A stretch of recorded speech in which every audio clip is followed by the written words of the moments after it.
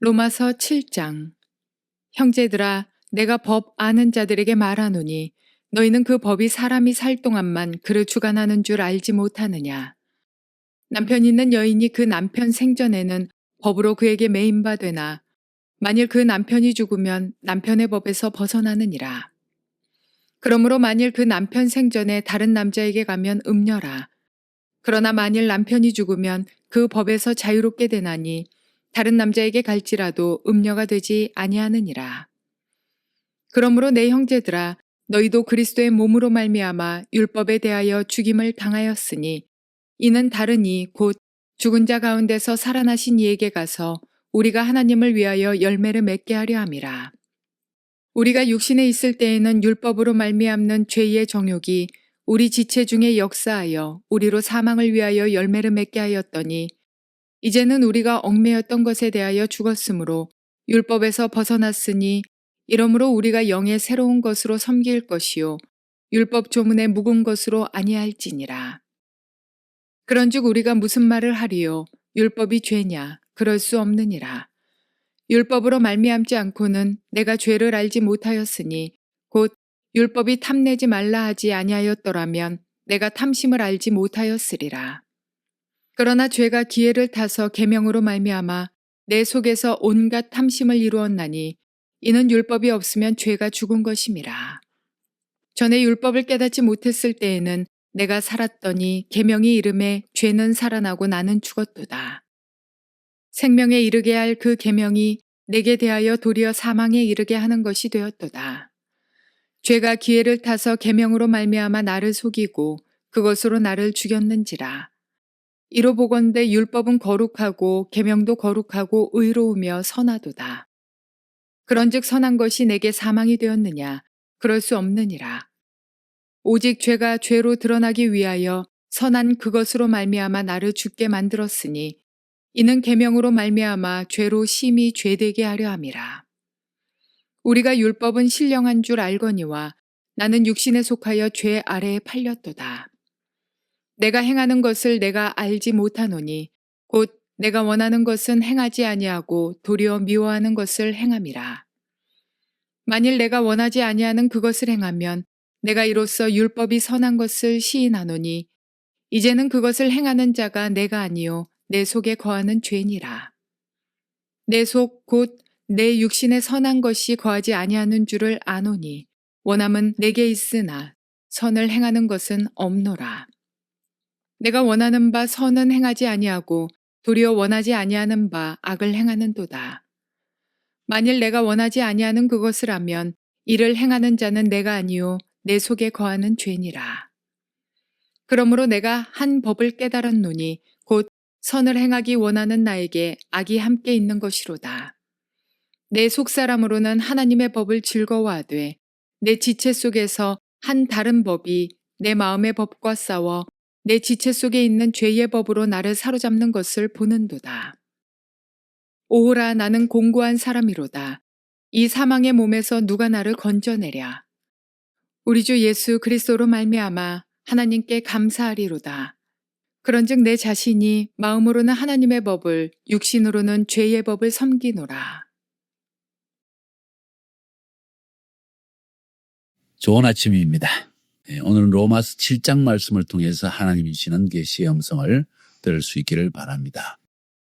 로마서 한 장 한 장은 복음의 의미를 명확하게 우리에게 전달해 주고 있습니다. 왜 예수를 믿어야 하는가? 거기에 대한 답을 우리에게 주고 있는 책이 로마서라는 것을 우리가 알아야 됩니다. 왜 예수를 믿을 수밖에 없는가 하는 이유를 설명해 주는 거예요. 오늘 7장 하기 전에 1장부터 6장까지를 또 짧게 우리가 한번 리뷰해 보는 것이 필요합니다.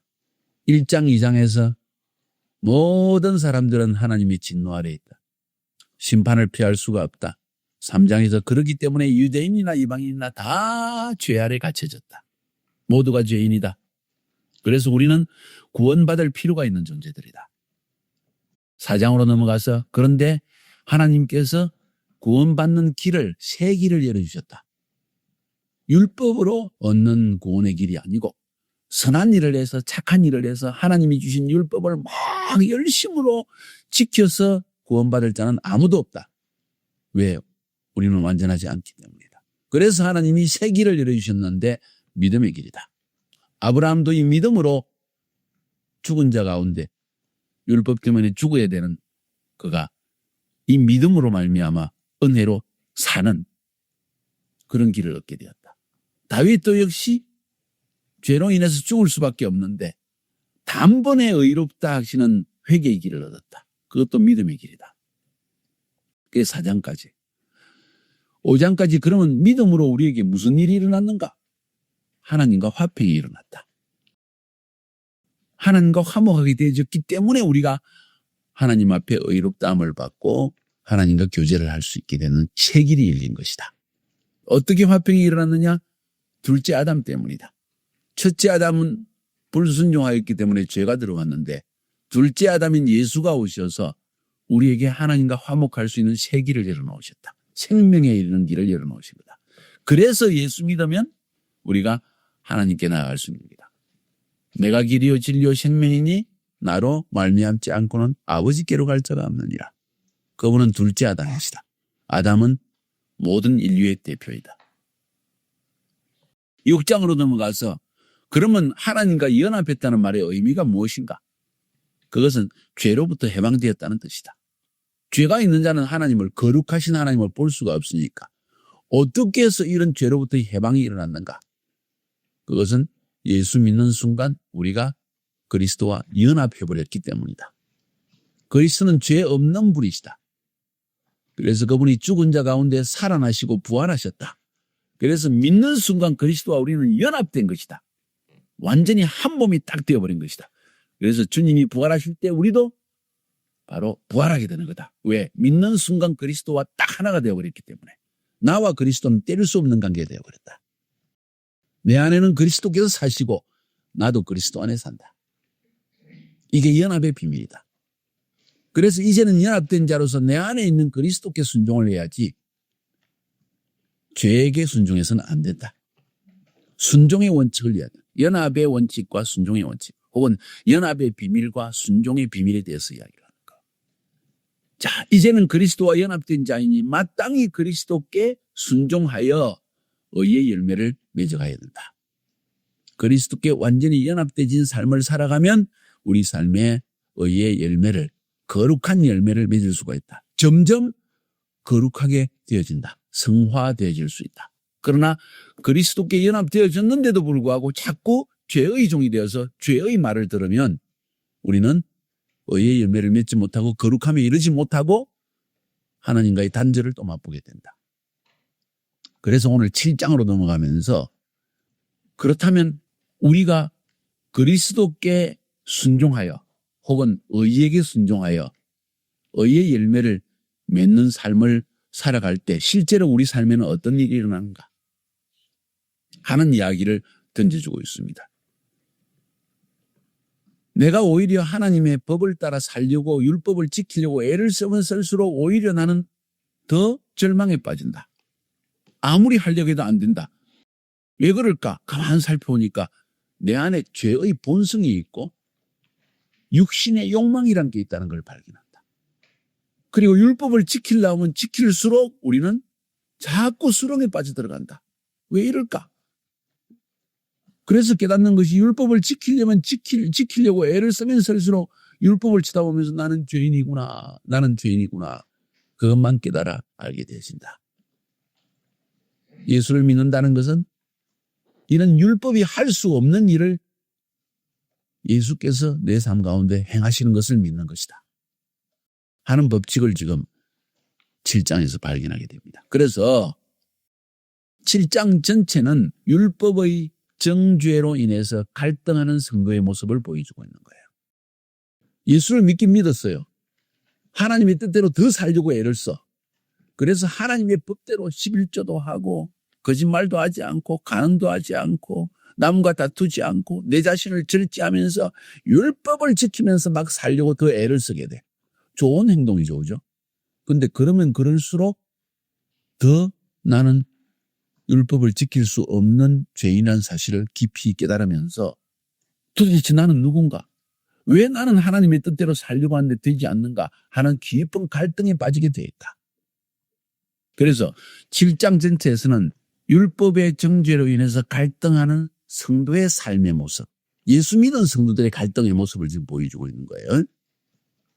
그걸 다른 말로 표현하면 저는 이렇게 표현합니다. 7장에서는 율법과 육과 죄, 이 세 가지의 메커니즘, 상관관계, 어떻게 돌아가는가 하는 것을 지금 이야기하고 있다는 거예요.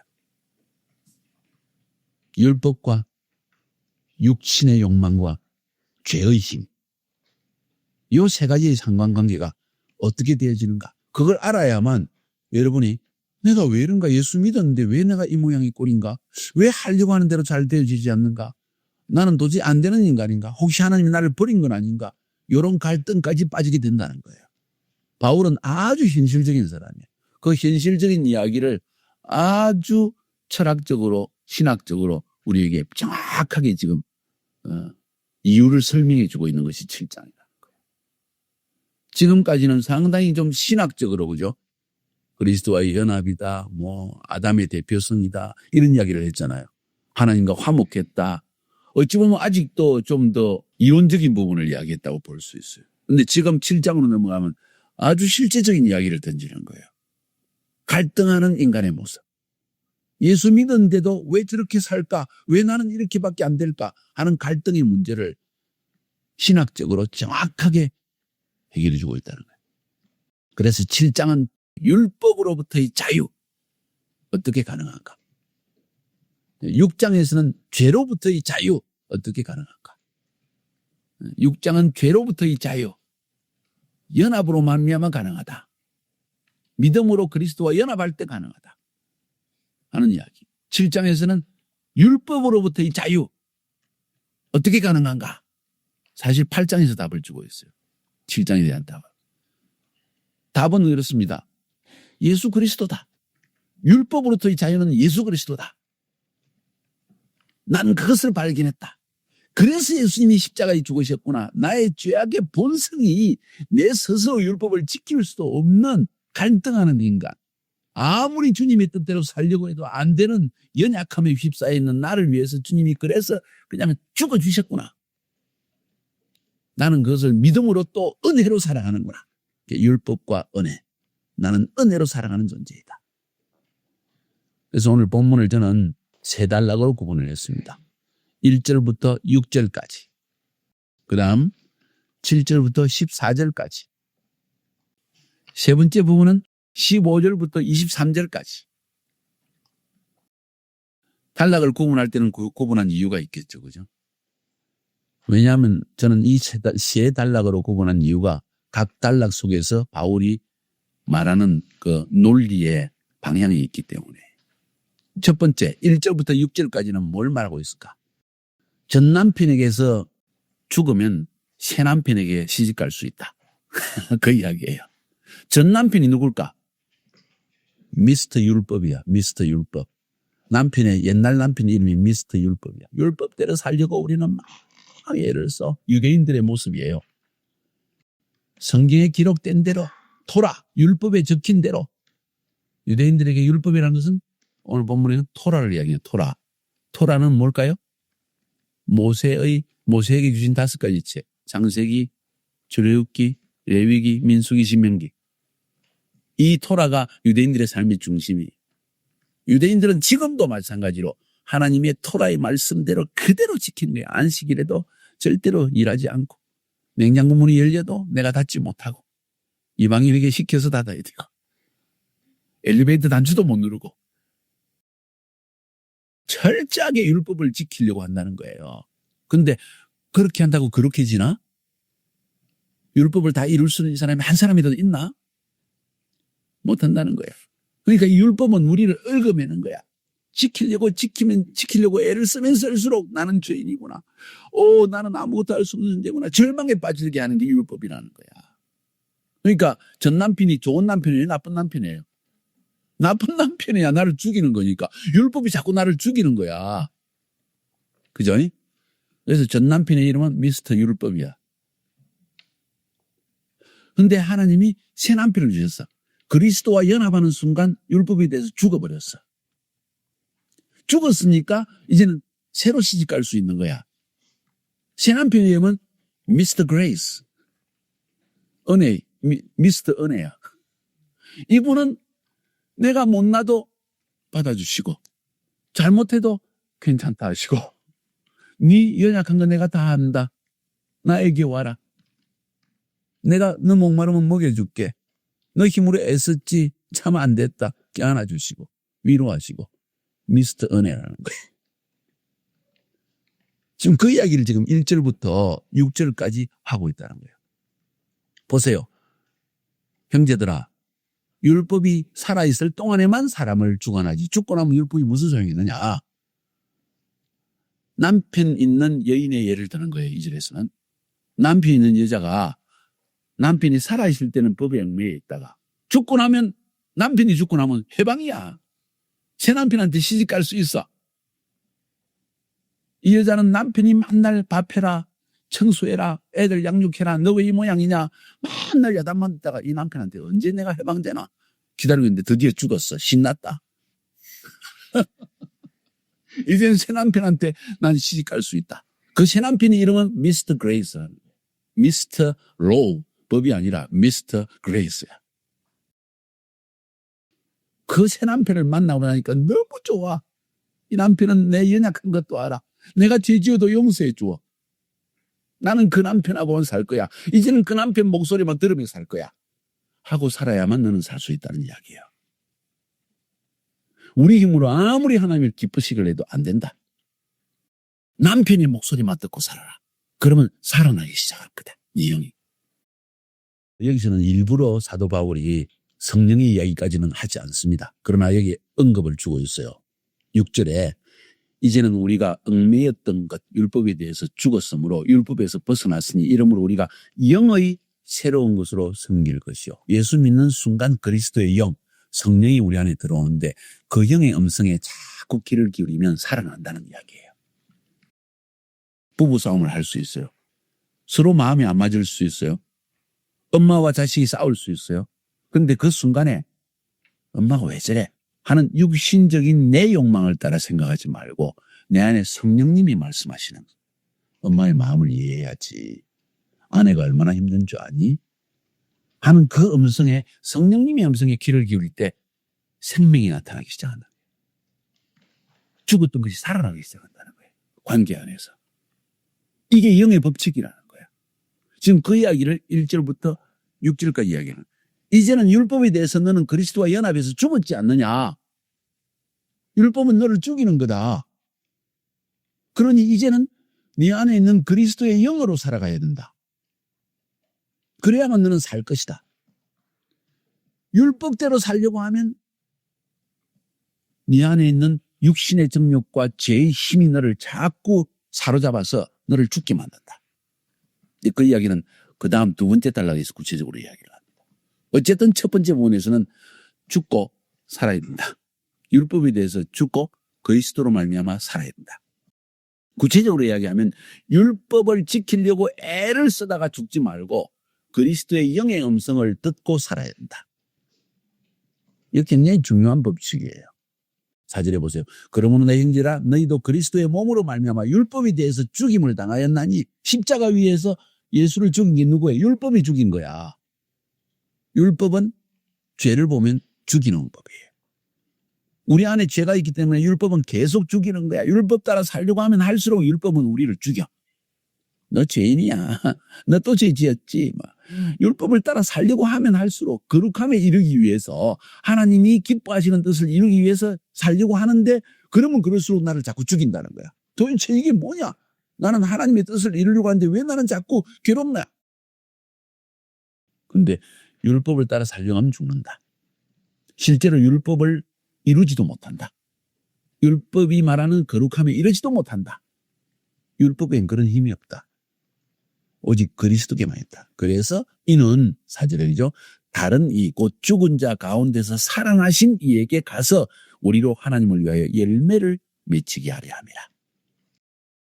그리스도를 딱 바라보고 그리스도의 말씀에 귀를 기울이고 그리스도의 영, 성령이 내 안에서 가르치시는 생명의 법을 따라서 자꾸 살아가야지 율법을 이루기 위해서 내 육신의 노력으로 하면 할수록 너는 죽을 수밖에 없다.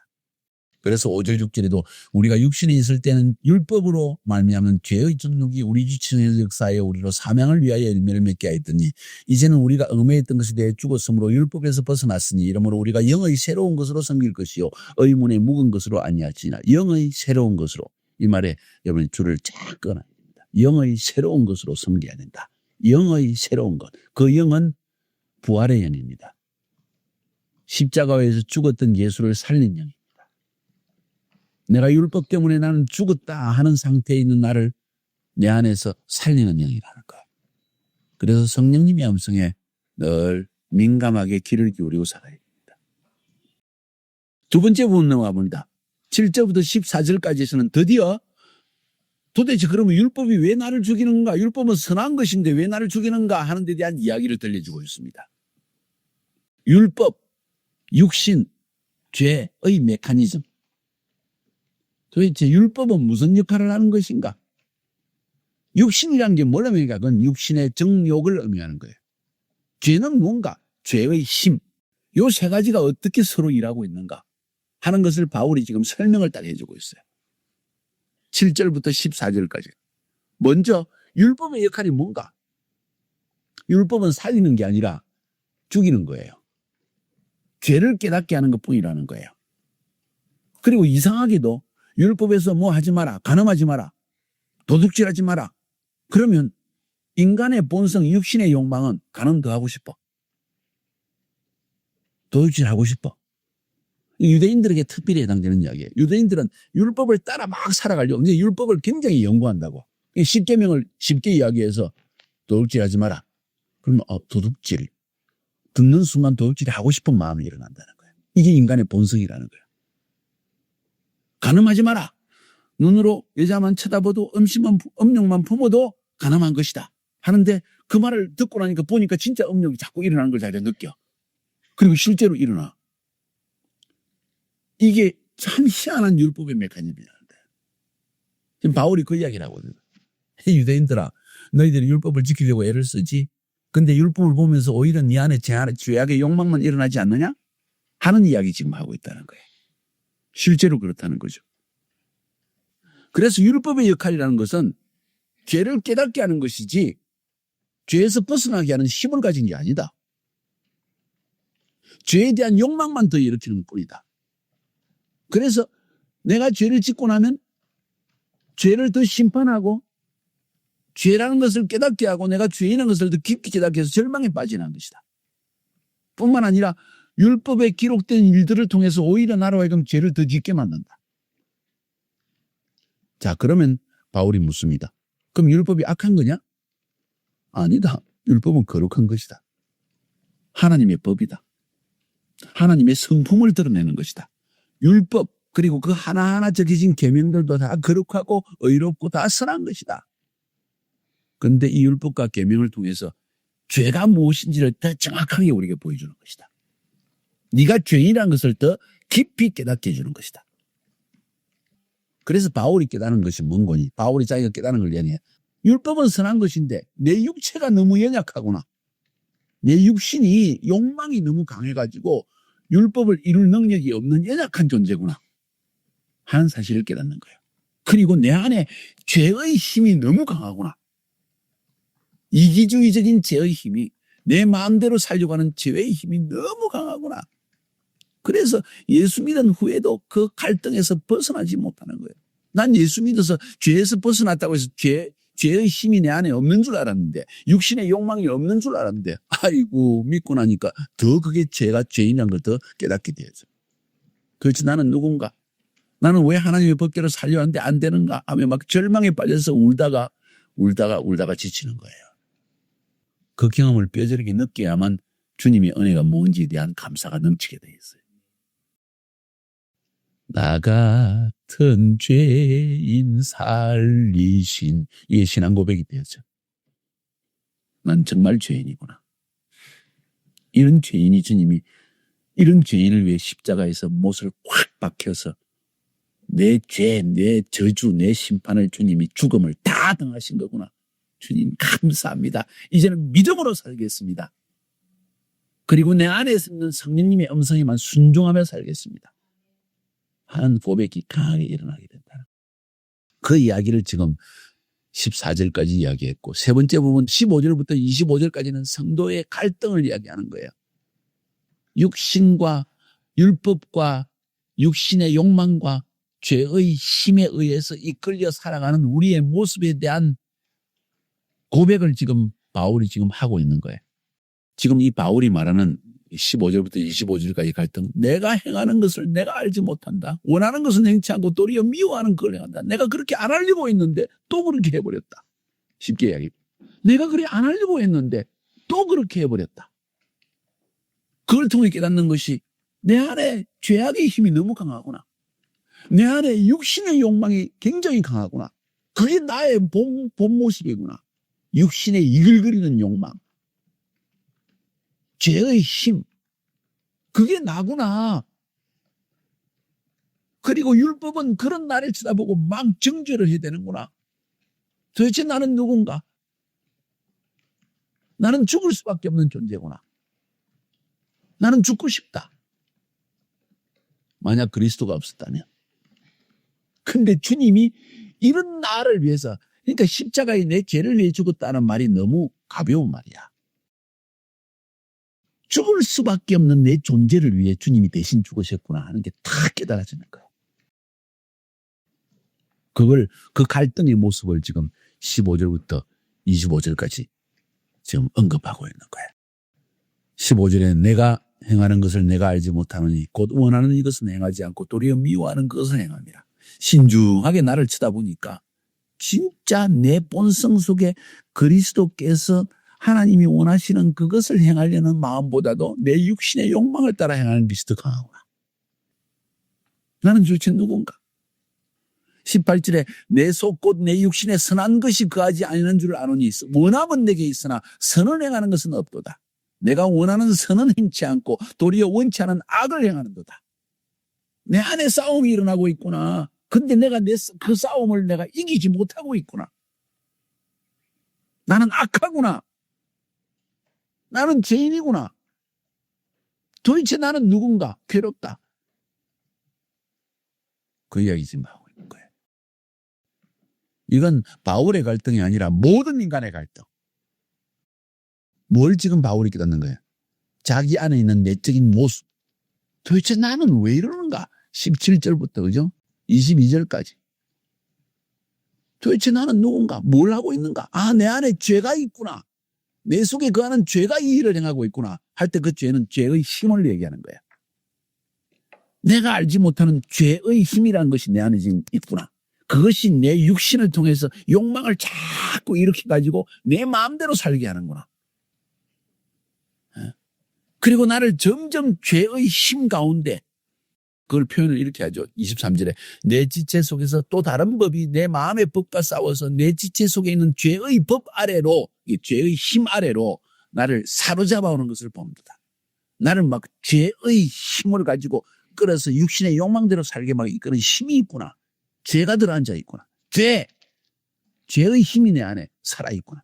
그것이 육신의 욕망을 막 일으켜가지고 나로 하여금 죄를 짓게 만드는구나. 자기 안에 있는 내적 모순을 지금 바울은 탁 보고 있는 거예요. 그러면서 자신의 절망의 모습을 봅니다. 오라 나는 공고한 사람이로다. 이 사망의 몸에서 누가 나를 건져내랴? 그 말은 내 힘으로는 나를 도저히 바꿀 수가 없구나. 내 힘으로는 하나님의 뜻을 알면서도 행할 능력이 내 안에 없구나. 이게 굉장히 중요합니다. 내 힘으로는 하나님이 뜻이 무엇인지 알면서도 무엇이 바른 것인지 양심을 따라 바른 것인지도 알면서 율법을 따라 무엇이 선한 것인지 알면서도 행할 능력이 내 안에는 없구나. 이게 절망이라는 거예요. 이게 절망이에요. 절망의 가장 근본 이유. 알면서도 행할 수가 없구나. 나는 왜 이러지 도대체? 그 순간 문득 깨닫는 것이 그렇구나. 그래서 예수님이 십자가에서 이 내 힘으로 할 수 없는 연약함, 죄의 힘으로 붙잡혀서 육신의 욕망대로 살아가는 나 같은 존재를 위해 주님이 그 그대로 십자가에 죽으셨는데 그냥 나를 위해 죽었다는 걸 넘어서 죄의 힘을 십자가에 못 박아버렸구나. 죄의 힘을, 욕망을 십자가에 꽉 못 박아버렸구나. 그래서 이제는 내가 살기 위해서는 순종의 법칙을 따라 살아야 되겠다. 내 안에 있는 그리스도와 연합된 그리스도를 바라보면서 그리스도께만 귀를 기울이면서 그리스도의 영이, 성령이 내게 주시는 음성을 따라만 살아가야 나는 살 수 있구나. 내 힘으로, 내 능력으로 율법을 지키려고 해서 살 수 있는 것이 아니구나. 그러면 내가 더 죽는구나.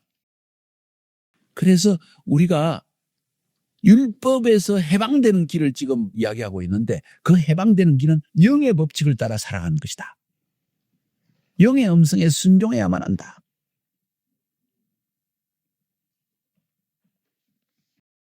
(25절에) 우리 주 예수 그리스도로 말미암아 하나님께 감사하리로다. 그런즉 내 자신이 마음으로는 하나님의 법을, 육신으로는 죄의 법을 숨기고 있다. 그러면서 8장으로 넘어가 보면 무슨 이야기를 하고 있나요? 그러므로 이제 그리스도 예수 안에 있는 자에게는 결코 정죄함이 없나니 이는 그리스도 예수 안에 있는 생명의 성령의 법이 죄와 사망의 법에서 너를 해방하였습니다. 생명의 성령의 법. 아까 법이란 말을 쓸 때 법은 힘을 의미해요. 힘. 죄의 법 아래 나를 사로잡는다 할 때 죄의 힘. 그런데 생명의 힘이, 생명의 성령의 힘이 죄와 사망의 힘에서 너를 구원하는 것이다. 그래서 7장 전체는 갈등하는 인간, 율법과 육신의 욕망과 죄의 힘 때문에 죄의 파워에서 붙잡혀 살아가는 미스터 로, 미스터 율법에 얽매여 살아가는 우리 인간들이 살아나는 길은 미스터 그레이스, 성령님의 은혜로만 살아갈 수 있다.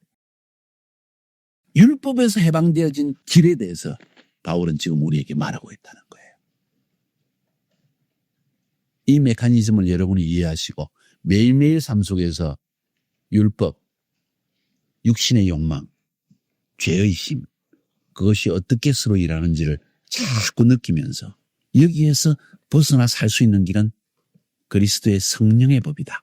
성령님이 힘에 의해서, 성령님이 내 안에, 그게 막 기도해가지고 성령의 능력을 받아라는 이야기가 아니라 매 순간 성령님의 음성, 내 안에 들려오는 음성에 민감해가지고 그분에 이끌려 살아가야만 승리하는 삶을 살 수 있다.